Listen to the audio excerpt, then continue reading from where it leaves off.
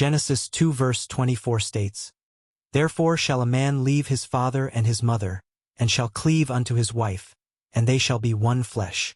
This verse establishes God's design for marriage, a sacred union between a man and a woman, meant to be lifelong and deeply committed.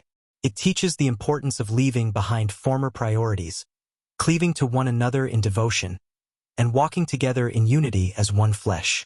When a man marries a woman, he is called to leave his father and mother, not in the sense of abandoning them, but in forming a new household. This shift marks a transition from dependence to responsibility, where his marriage takes precedence, and he begins to build a life with his wife. Jesus reaffirms this principle in Matthew 19 verses 5 to 6, saying, "For this cause shall a man leave father and mother, and shall cleave to his wife, and they twain shall be one flesh. Wherefore they are no more twain, but one flesh. What therefore God hath joined together, let not man put asunder." Marriage is not just a social contract but a covenant established by God, meant to be cherished and protected.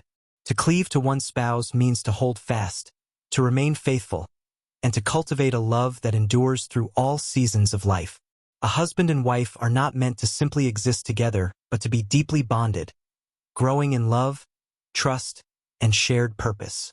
Ephesians 5 verses 31 to 32 expands on this mystery, showing that marriage reflects Christ's love for the church, saying, "For this cause shall a man leave his father and mother, and shall be joined unto his wife, and they two shall be one flesh." This is a great mystery, but I speak concerning Christ and the church. Just as Christ is unwavering in his love for his people, so too should a husband and wife be steadfast in their devotion to each other. Marriage between a man and a woman represents complete unity, not just physically, but emotionally and spiritually. It is the joining of two lives into one, a partnership built on mutual love and respect.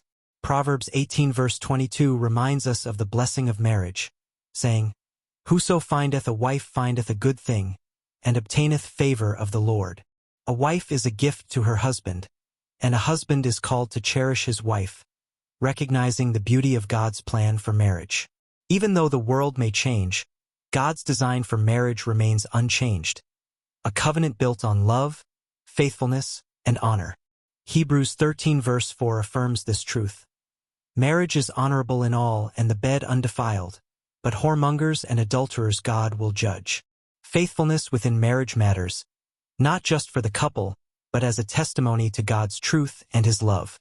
Genesis 2 verse 24 is more than an ancient verse.